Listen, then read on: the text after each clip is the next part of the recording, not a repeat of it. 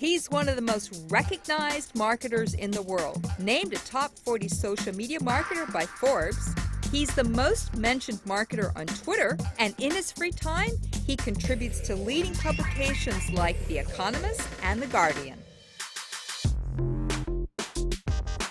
So we were surprised to hear Michael Brenner, the head of strategy at NewsCred, claim that marketing is broken.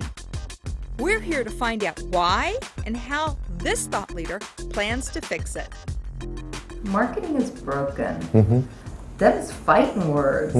Sure is. So help me understand what led you to that conclusion. When I say marketing is broken, what I mean is that most of what marketing is ineffective pushing. And that's the stuff that we as consumers are tuning out. Here's what happens, right? So an executive or an entrepreneur starts a company, and they do that based on an insight of a problem for some person that they can solve. So they create a product or develop some sort of a solution better than anybody else, and they become a leader in the marketplace. And slowly they forget the fact that they've moved away from the problem they were solving to, I've birthed this beautiful baby. And just like me with my own kids, I go on Facebook and all I do is post pictures about my kids, right? So we love our babies, right? And no one can tell us that our babies are ugly. Unfortunately, a lot of the content that happens inside companies is completely ineffective and completely all about the business, because we're talking about these babies that we love, and we've just forgotten that we're solving real customer problems. There's a cultural element that I really hold executives accountable for. I think all executives should be accountable for whether they have a culture that focuses on understanding customer needs. NewsCred has teamed up with ConAgra to create an innovative new marketing plan that's bringing this food giant back to its roots. What ConAgra did is they really looked back and tried to understand what was the core purpose behind why they were ever a company to begin with. And they realized that it's about feeding the world, right? They want to help people eat better. And they're talking about the kinds of things that we as consumers might be interested in when it comes to food. What kind of food is healthy? What kind of food supports all of those new kinds of trends that we're seeing? And yeah, there's some recipes as well. So it's really the full journey.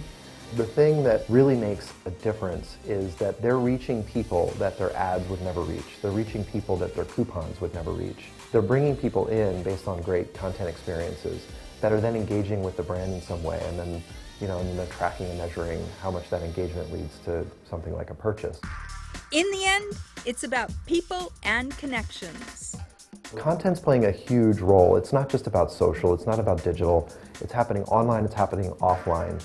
It's really about empowering me with the kinds of information, whether that's research or articles or news, that's going to allow me to be valuable to somebody like you or vice versa. So it's the connections that we're making with potential investors or employees or customers that is really driving value. And so that's what marketing is going to be measured by, is how well are they enabling the kinds of communication that occurs from a person to another person. That's where the power sits today. We live in a collaborative economy, and it's the employee workforce, it's the power of the masses that is really going to drive change for organizations.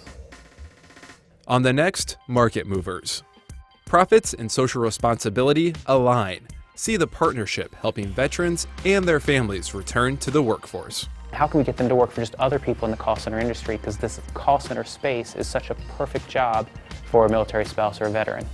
Click attachments and we'll let you know when updates are available.